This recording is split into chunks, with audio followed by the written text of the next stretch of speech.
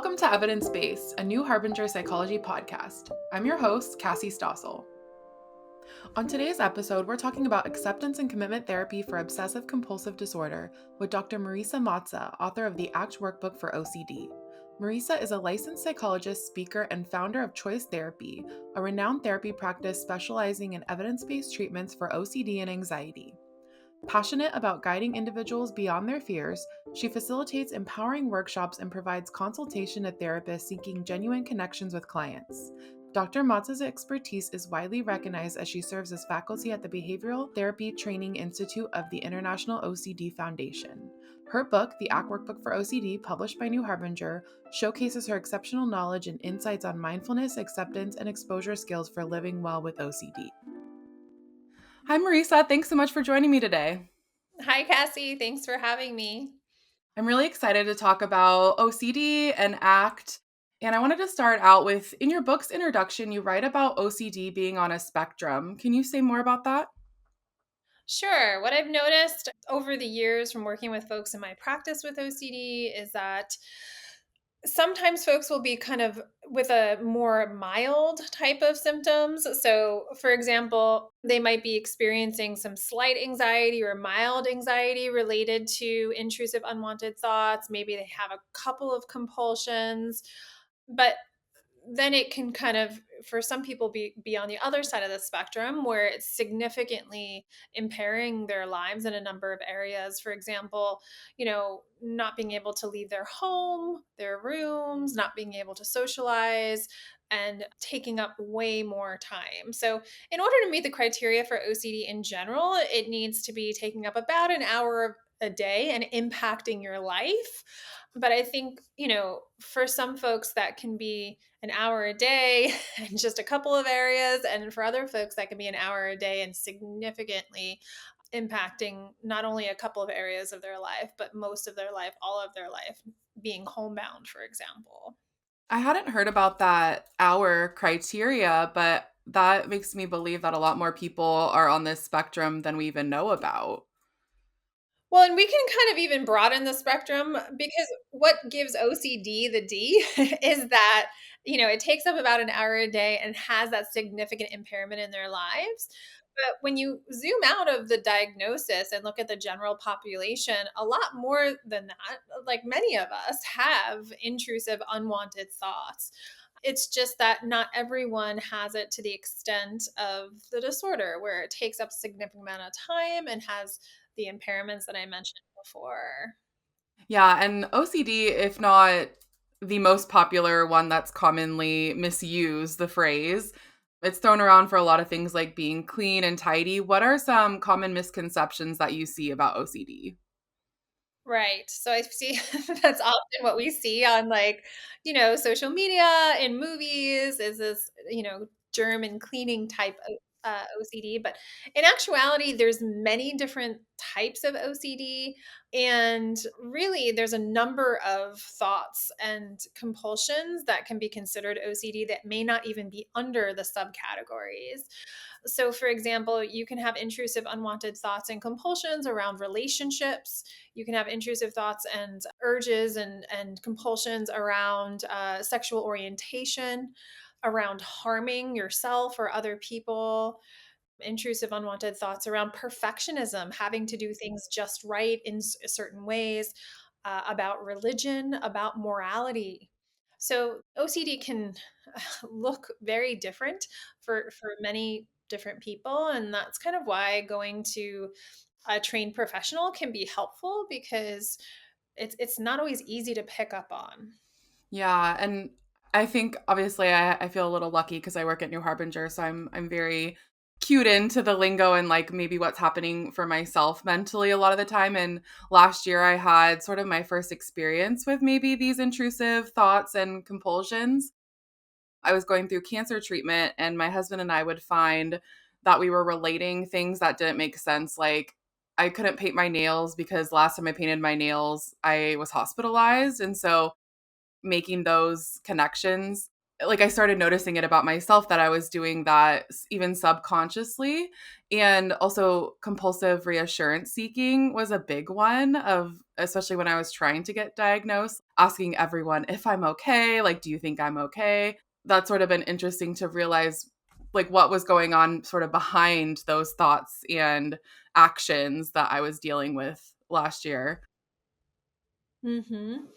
Absolutely, absolutely. And so you may have like a sense of like what it can feel like, right? To have intrusive thoughts and to be engaged in these repetitive behaviors that perhaps may not make sense, but yet you're driven to perform them anyway, even without something like a diagnosis on the table, right? And so they may not have any data to show that maybe they're a bad person or that something terrible has happened in their life, but yet they continue to have those intrusive thoughts and compulsions as though it is an actual threatened state. So, why is acceptance and commitment therapy an effective practice for those with OCD?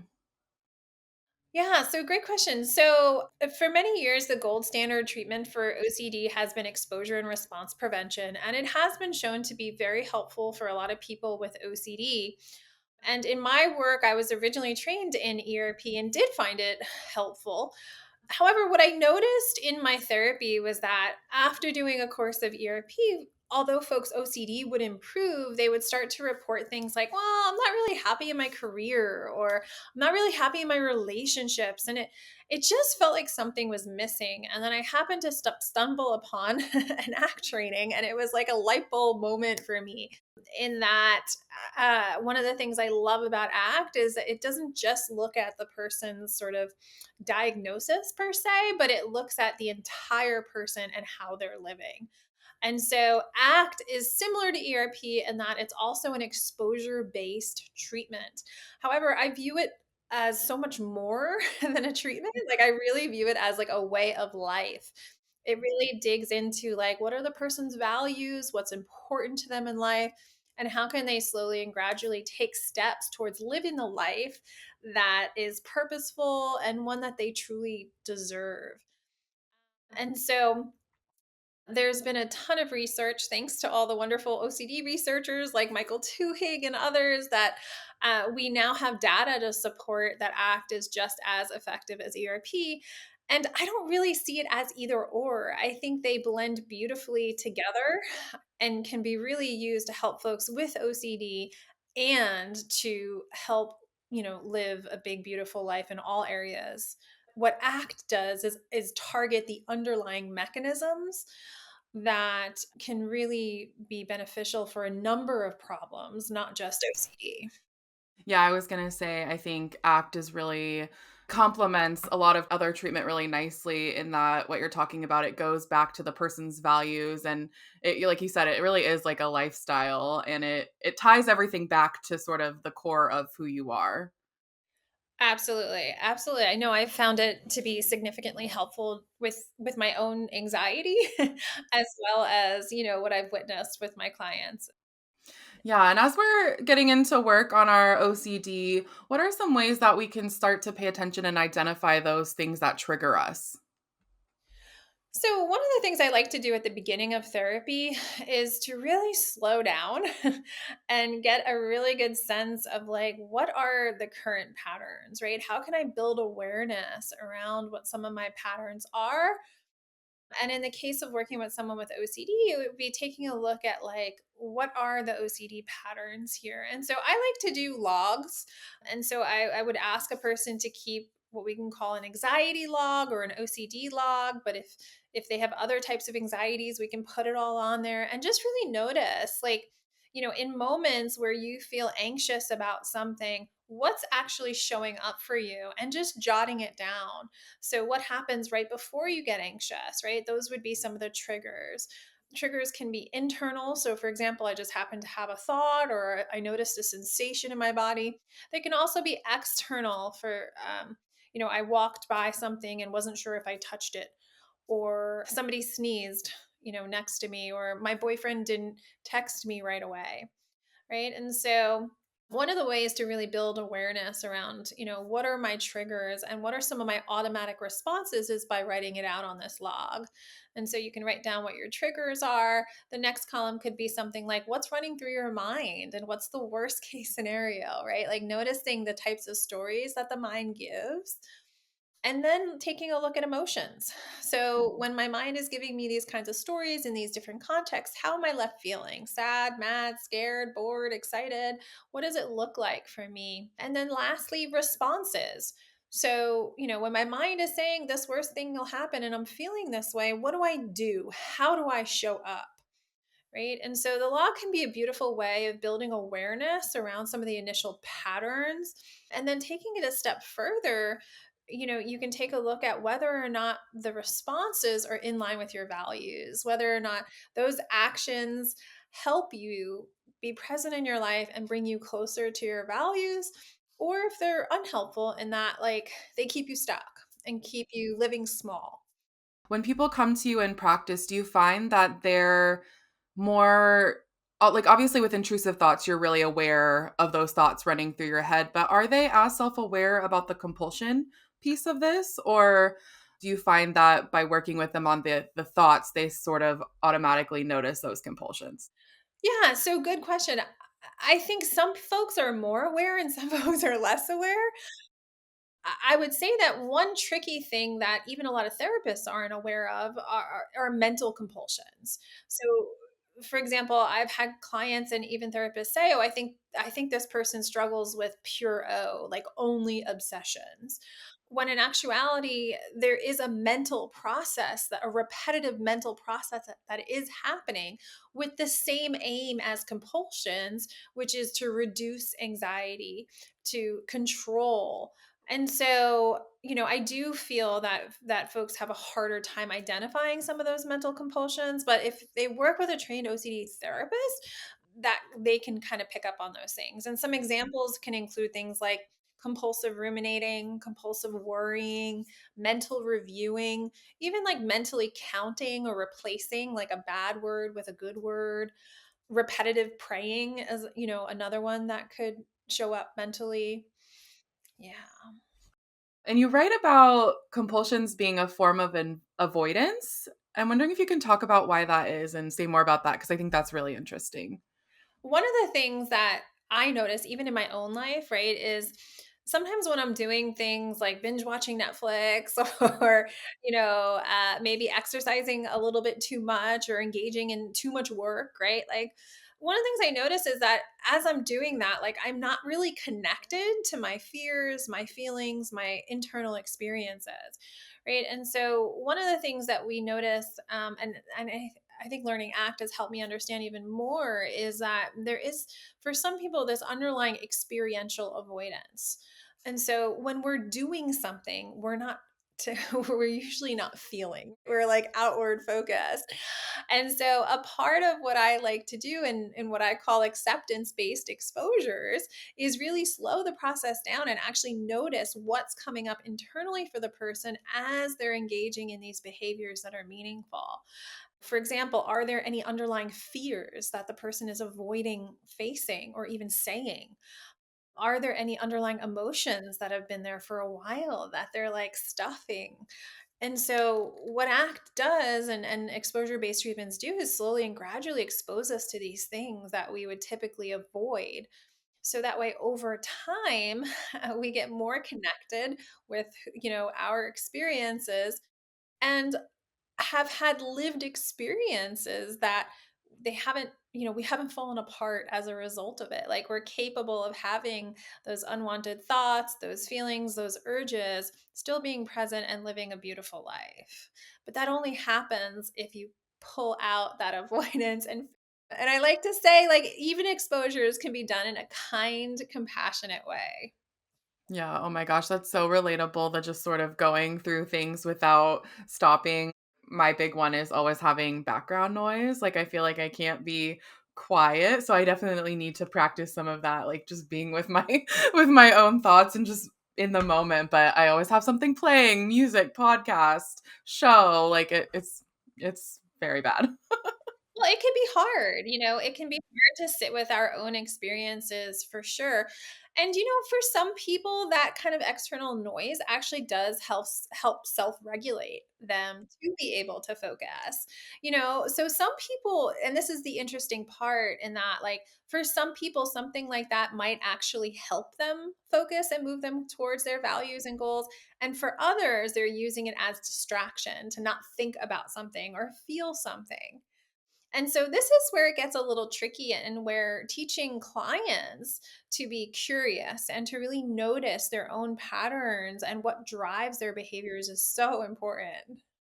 Yeah, and while we're talking about that, I want to know if you can give a good example of what connecting with the values looks like in practice, like maybe a good example of what it looks like for someone living with OCD, how they can connect to their value and how that helps manage the OCD. Sure. I was just thinking about a woman in her 60s who came to treatment for OCD for the first time she actually sought out treatment. And it had been around most of her life, but it wasn't to the point where she felt like she wanted to seek out treatment. She had always found ways to manage and cope with it. But more recently, her daughter and granddaughter had moved across the country, and her OCD was getting in the way of her flying to see them. So she had some fears and phobias around the flight itself, but then she also had some worries about losing control on the plane, as well as some germ issues on the plane as well. So there were a number of different triggers on the plane. And this was a really, really challenging one for her. For years, she did all sorts of things to avoid flying. But in this case, her granddaughter was truly special to her. And so, one of the things that we did was work through a lot of her fears and practice sitting with some of the underlying uncertainties and emotional discomforts that came up across all of her fears.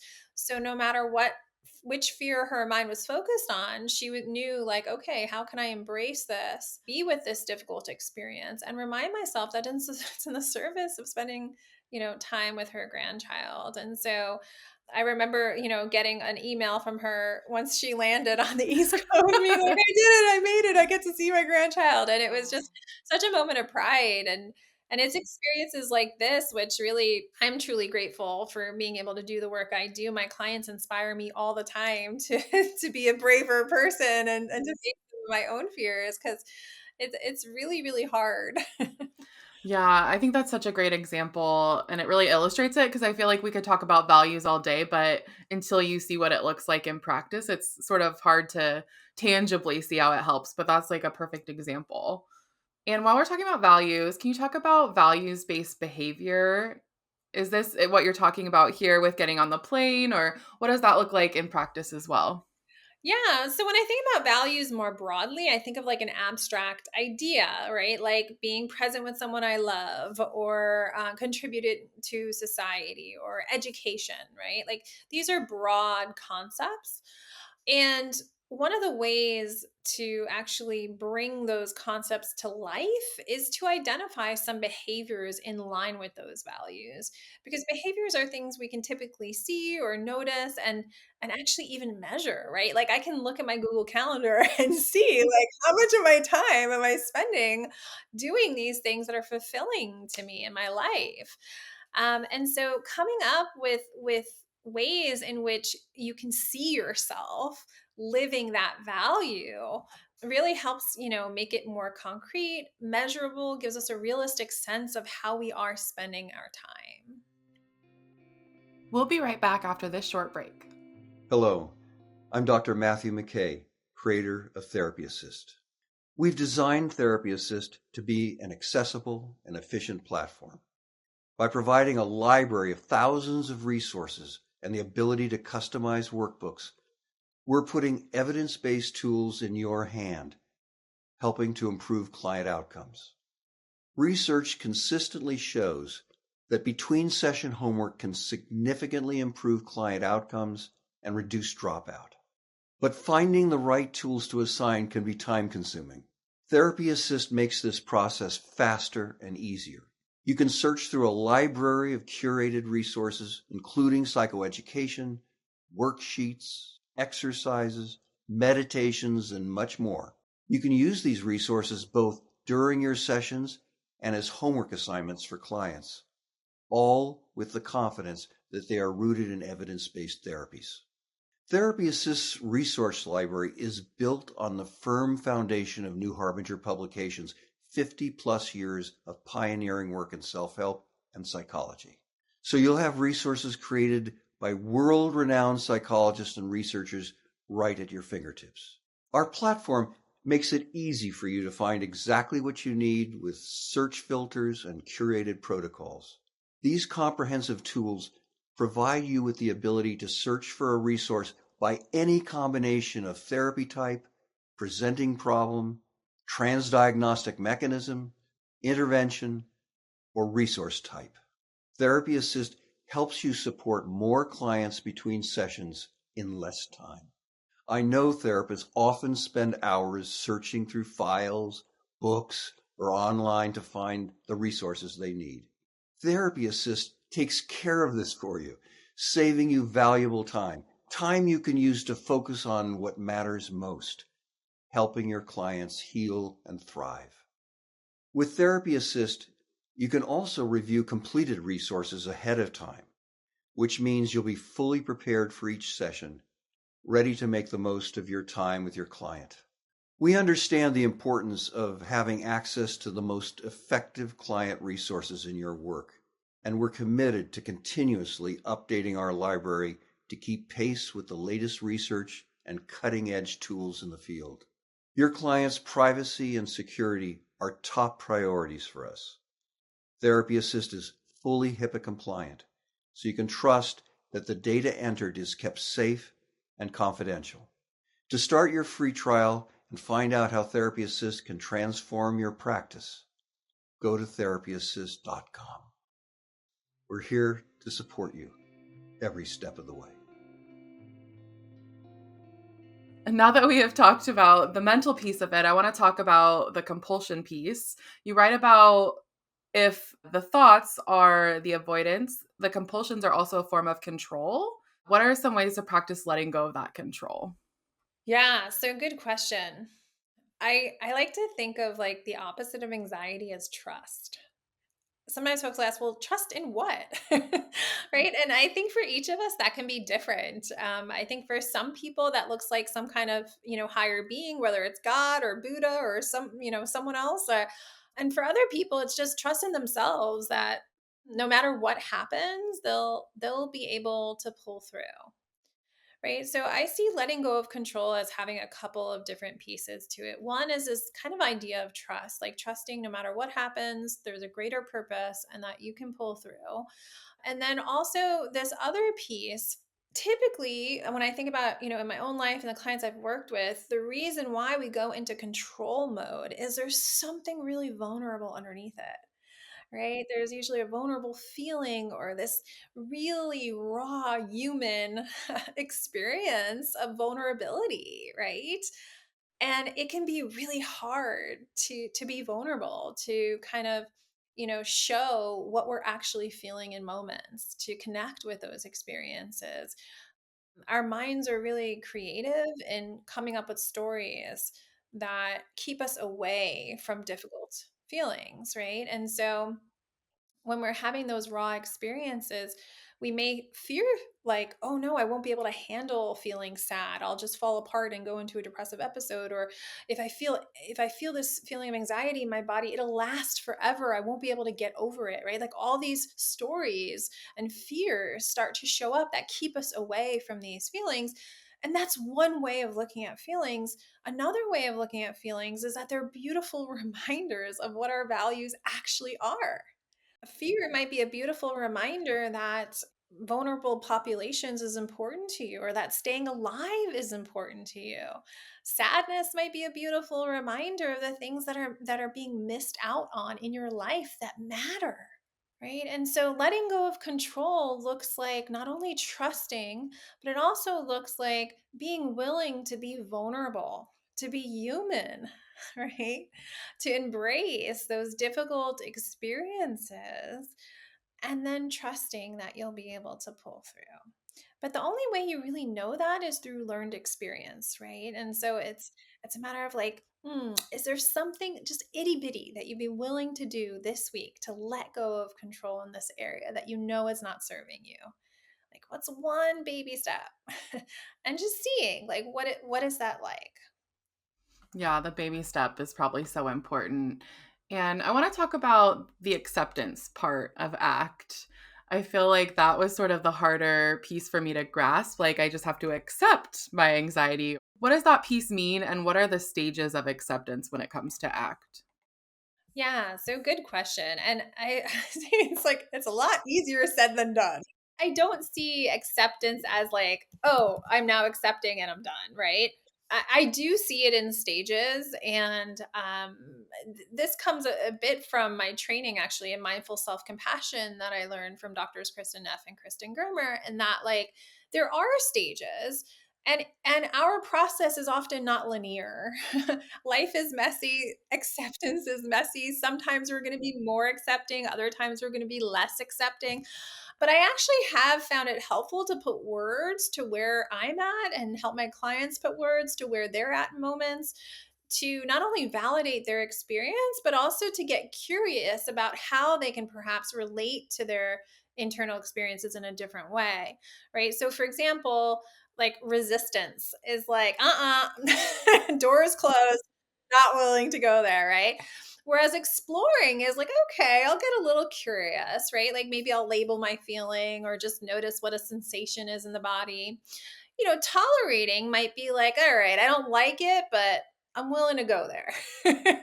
Allowing is kind of, allowing experiences to come and go. I like to think of like waves in the ocean, right? Like we're just surfing, chilling on our beach chair, just watching the experience come and go. And it includes a willingness to like make space for the experiences. And lastly, befriending. So, this actually means kind of like, I don't know, sitting down at the table with this experience and be like, so tell me about you. Like, what brings you here? And getting curious further in that, like, what might this experience be trying to remind me of that's actually quite important to me? Right? So it's getting even more curious about it and trying to really understand its story. And sometimes we may be in that befriending place, and other times we're resisting, and other times tolerating, and then go back to resisting and back to befriending. And this is the messiness of it all. And there's no bad, good, right, or wrong. It's just a matter of noticing where are we at? And is there something we can do, again, back to those baby steps that might help us be a bit more present in our lives or focus on those things that matter. Yeah, that befriending piece is really a powerful piece once you can get to it. Like, I find for myself personally, at first I felt really cheesy, sort of being like, thank you for trying to protect me, but like, we're not in danger, you know? But the more you practice it and take those baby steps and continue to speak to it, and like you said, the wave piece, it can be really powerful, but it does feel silly at first. Absolutely, absolutely. One of my favorite learned lessons from a client was we were actually ending treatment, and I typically ask for feedback of like what could I have done better, more, bigger, throughout our work together. And one of the things this gentleman said was, well, we never really talked about the positives of having OCD. And I wish we spent more time on that. And that really stood out to me, because I feel like this was an indication of where he was at with his level of acceptance. And as a therapist, this was like super helpful for me to really hone in on where are my clients at in their levels, right? And what kinds of conversations might actually be beneficial for them given where they are at.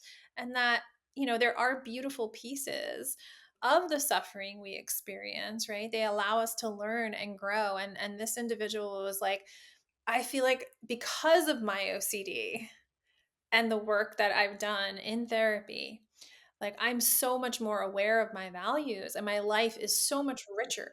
And I don't feel like it would have ended up this way if I hadn't had OCD. Yeah, that makes total sense, and the growth in that statement is huge. That's so impressive. Yeah, I like that, like seeing the gift in it. That totally makes sense.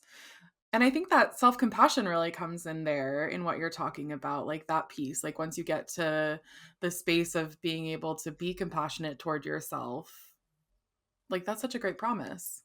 Absolutely. Absolutely. And that's a huge piece. And I do try to weave the self-compassion into my work and into the workbook that I wrote because I think it's so important. It's such a big part of OCD work and such a big part of having how to heal from suffering in general, right? Because I think we will all experience some kind of suffering, and how we treat ourselves through that process can make an immensely big difference in terms of whether we move towards healing or not. Yeah, absolutely.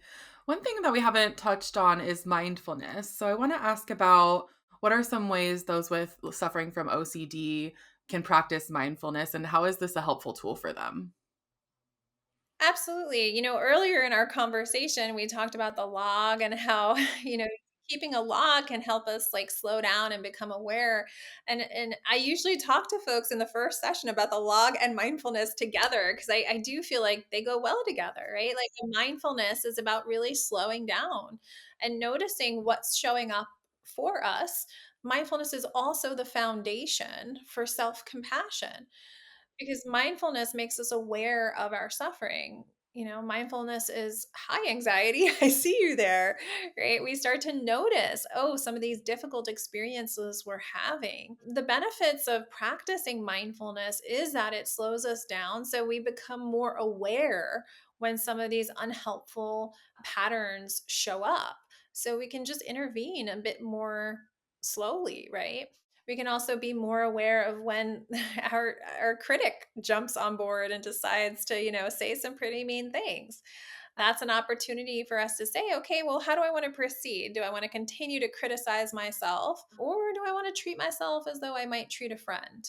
Right? What's going to help me get to doing my exposures or get to doing, my life? Yeah, and I want to ask a little bit more about exposures. I know we talked about it a bit at the beginning, but in your book, you talk about acceptance based exposures. Can you say more about what that means and what are some common types that you might, give to a client? Originally, when I was trained in ERP and exposure based models, really the goal was to cut back on avoidance and to do the action, to do the behavior. And when I kind of term the phrase acceptance based exposure, is like what I'm really referring to is that connection piece of like, not only am I like just doing this action during the exposure, I'm also like slowing down and connecting to my fear and feelings. I'm getting good at some of those internal experiences that I typically avoid while doing the action that's important to me, right? So, acceptance based exposures include things like mindfulness. It includes things like noticing our relationship to thoughts and the mind. It includes things like describing our experiences rather than judging them. And so all of these different processes can be incorporated into exposures. And so, for example, when I think about someone I recently did an exposure with, they were using a script, and I commonly use scripts as a way to practice some of these skills. And it can just simply start with, like, oh, like I'm noticing I'm having this thought, and that, the fear is, X, Y, and Z. And I don't know. I have no idea if this thing will happen. And I'm willing to take the risk of this thing potentially happening in the service of, and they name their values of like, love, kindness. And for this person, and I've seen this in many people, it's like really helpful in terms of being able to step back from the mind and recognize that it's not always accurate, and for them to face their fear, their underlying fear, which they typically avoid, and connect to some of those feelings in the process. The last question I want to ask you is how can community help with living a values-based life? I know in at least in my treatment and when I struggle with anxiety, that community is so helpful. So I'd love to hear you talk about more about that. Got it. Yeah. I mean, it's such an important question, important topic, because I think there's such a difference in having OCD and feeling like you're the only one that has it, the only one suffering in this way, no one gets you, versus having OCD and having people that you feel heard and seen by and that get you. I've witnessed the difference in that. And in my opinion, like not having that community, I think can contribute to more feelings of depression, isolation, and loneliness. I see this a lot in the support group I run, in that like folks being able sometimes for the first time to really open up about their OCD, or other folks that have tried to open up to their family members who maybe weren't as receptive or just weren't able to support them in the way that they'd hoped. Whereas, by being accepted by their peers, just felt like a huge sigh of relief of like, oh, like I fit in somewhere, right? Like I'm not this lone creature dealing with this. Like other people have this.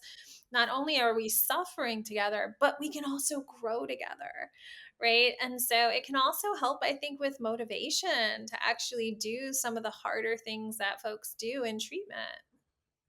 Yeah, that piece you're talking about is like invaluable. As much as the people in your life want to be supportive, if you don't have somebody who gets you or relates to what you're going through, a lot of that support doesn't necessarily help. Like if that makes sense. Like when it's coming from the people who know you the best and they're like, "Oh, you're fine, it'll be okay." It's a different kind of support. I've done a lot of like OCD awareness weeks throughout events throughout the years, and the feedback that I've gotten a lot of is like, no offense doc, we like to hear from you, but you know, we like to hear from our peers too, and sometimes more, right? Because they have that lived experience, and I get it. Like I've struggled with my own anxiety, I've experienced obsessions, but I've never truly had OCD, and I think it is can be really really beneficial to connect with folks that you feel like really really get you. Find your people that help lift you up, that help see you and lift you up. Yeah, that feels like a good place for us to stop unless you have any final thoughts for our listeners. No, I just want to say thank you so much. I was excited to be here, and I hope this is helpful. Yeah, thank you so much. Thanks for your work. This is really important. I know a lot of people are going to get stuff from this episode as well as your book. So thank you so much, Marisa. Absolutely. Thank you.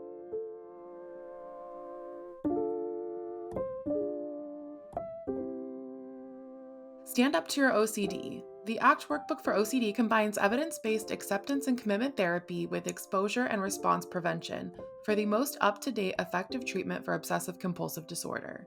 If you're one of the millions of people who suffer from OCD, you may experience obsessive, intrusive, or even disturbing thoughts. You may engage in compulsive or ritualistic behaviors such as checking to make sure you've locked the front door, or endlessly washing your hands for fear of germs or contamination. And you may be tempted to give up if treatment just doesn't work for you. Whether you've just received a diagnosis or have suffered for years, this workbook can help. Using the powerful and proven effective treatments in this guide, you'll learn what type of OCD you suffer from, such as harm OCD, how to identify the underlying mechanisms of your OCD, move through triggering incidents while staying present and connected to your values, be more aware and flexible, tolerate uncertainty, and commit to behaviors that ultimately allow you to lead a full, rewarding life. Once you realize what really matters to you, you'll find the motivation needed to start on the path to psychological well-being. If you're ready to be courageous, take a risk, and stand up to your OCD symptoms, this workbook can help guide you every step of the way. Visit our website at www.newharbinger.com and use coupon code podcast25 to receive 25% off your entire order. New Harbinger Publications is an independent, employee-owned publisher of books on psychology, health, spirituality, and personal growth. For over 50 years, our evidence-based self-help books and pioneering workbooks have helped readers make positive changes to improve mental health and well-being. Founded by psychologists Matthew McKay and Patrick Fanning, New Harbinger is proud to be an employee-owned company. Our books reflect our core values of integrity, sustainability, compassion, and trust. Written by leaders in the field and recommended by therapists worldwide, New Harbinger books are practical, accessible, and provide real tools for real change. Join the New Harbinger Clinicians Club, a free membership club exclusively for mental health professionals. Sign up today and you'll receive a special welcome gift, 35% off all professional books, free client resources, free ebooks throughout the year, access to private sales, a subscription to our Quick Tips for Therapists email program, and more. Visit newharbinger.com/clinicians-club for more information. Do you have an idea for another episode? Do you want to send us a message? Our email address is podcast@newharbinger.com. We'd love to hear from you. This podcast was edited by Jesse Fancushion. If you enjoyed today's episode, we'd love if you rated, reviewed, and subscribed to the show, and we hope that you might share it with anyone who could benefit from the content. This podcast is not a substitute for counseling with a licensed provider.